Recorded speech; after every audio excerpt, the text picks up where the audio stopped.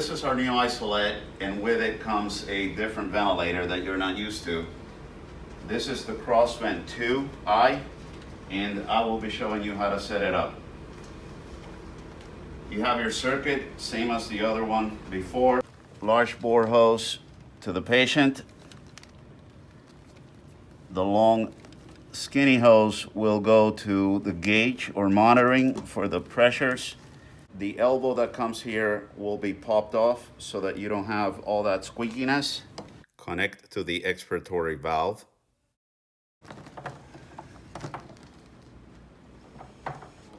Make sure our tanks are on, both of them. Make sure you have enough pressure. On to the tanks, off always to the wall with these hoses.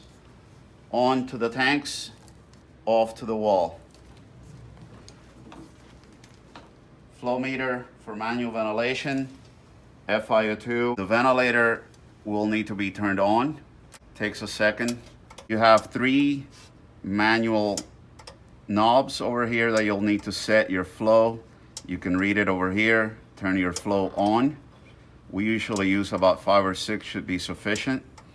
Just keep turning until you get the desired flow.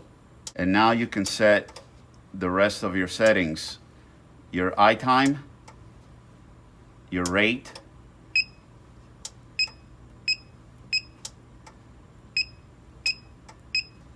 acknowledge,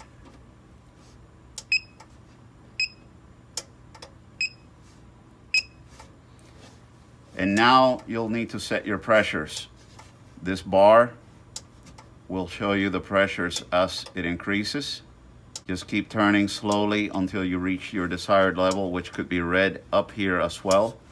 In this case, I'll target 24/5. And I'll set the PEEP simultaneously because it does take a second to settle. Just watch it for a second, it settled down. Now we're on 25/5, rate of 30.5 eye time. Make sure that this line right here always says constant flow on. If it says off,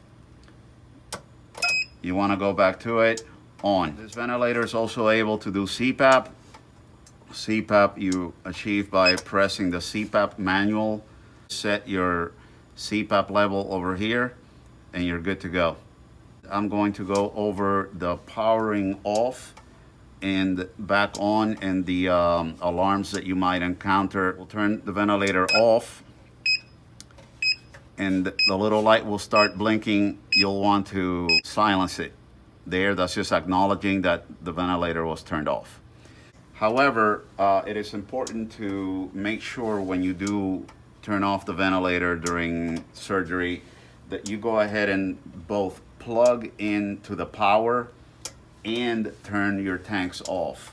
There's a chance that the tanks can run on you while it's on standby, and the battery is also necessary for this ventilator to operate. So you'll want to make sure it's important that it stays plugged in and that your tanks are off. When you're ready to put your patient back on, the ventilator has memory to the last settings, so you should just be able to turn it on and be back to the same settings you were using. When you're ready to come back, tanks on, unplug the power, and you're ready to roll again. Okay, so the ventilator's running normal, and I'm gonna unplug it from the wall, and you'll see the alarm that is associated with it.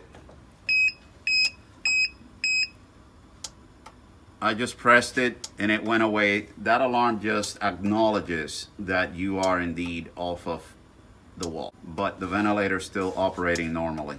This unit is pretty much the same as the old one, and as far as the temperature monitoring goes, and if you unplug it from the wall, the alarm will go off of here independently and you will have to reset it. This unit does have a suction pump and it is located here on the side. The power button is here